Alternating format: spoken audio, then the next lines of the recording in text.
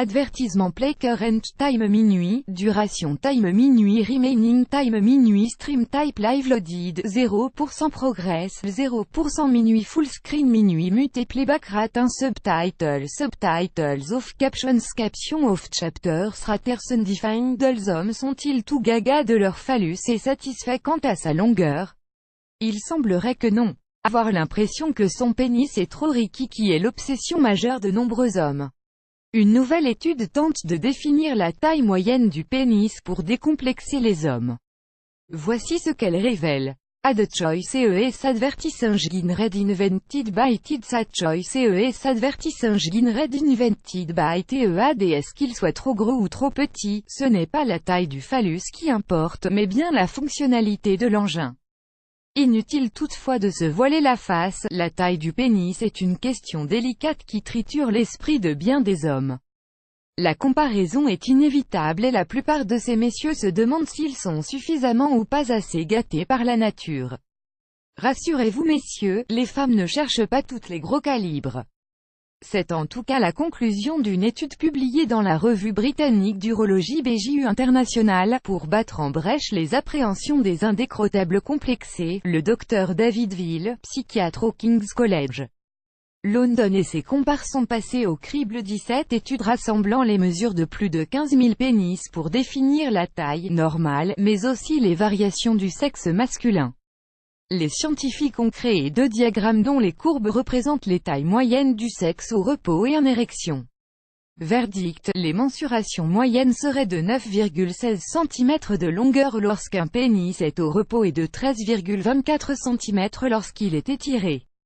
En érection, sa longueur moyenne est 13,12 cm.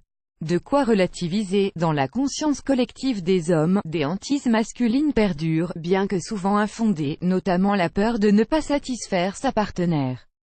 Pour le Dr Veale, ces variations devraient aider à rassurer la grande majorité des hommes. Ad choice ES advertising red invented by TED choice ES advertising red invented by TEADS. Il n'y aurait pas de corrélation avec la taille des hommes ni leur ethnie. Le Dr Veale émet néanmoins quelques réserves quant au lien entre la taille d'un homme et celle de son pénis en érection.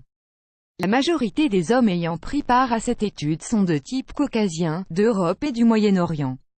Par conséquent, il ne convient pas de généraliser ou de tirer des conclusions sur de potentielles différences de taille du pénis selon les ethnies ou les cultures, notent les scientifiques. Plus grand que la taille, une source d'anxiété pour l'homme. Tout se passe dans la tête.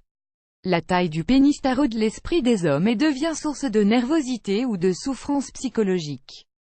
C'est une injonction typiquement masculine qui ne s'appuie pas sur des données objectives mais sur des ressentis très subjectifs.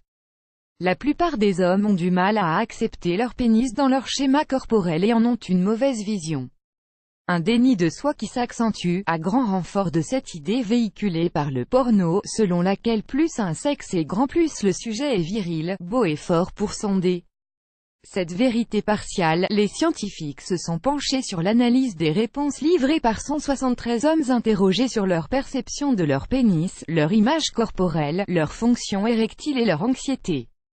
Les réponses des participants ont été évaluées en fonction de la taille de leur organe. Résultat, 30% se sont dit insatisfaits de la taille de leur sexe tandis que 35% ont dit parfaitement accepter ce que la nature leur a donné. Le reste des participants a reconnu que la taille ne présentait pas de différence pour eux. Phalloplastie, une intervention qui n'est pas sans risque. Les hommes emboîtent le pas aux femmes et succombent de plus en plus aux traitements esthétiques des parties intimes. Les sexologues sont unanimes, cet effet de mode n'améliore en rien les performances sexuelles, pis encore, il n'est pas sans risques médicaux. Ad choice ES advertising red invented by TED choice ES advertising red invented by TEADS. Ils sont plusieurs à vouloir gagner quelques centimètres de plus.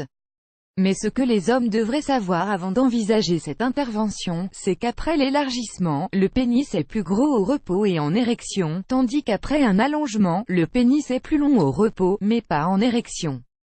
L'épaississement du sexe s'obtient par injection de graisse, laquelle est prélevée sur le ventre ou le pubis avant d'être greffée sur différents points de la verge, à l'aide de fines canules.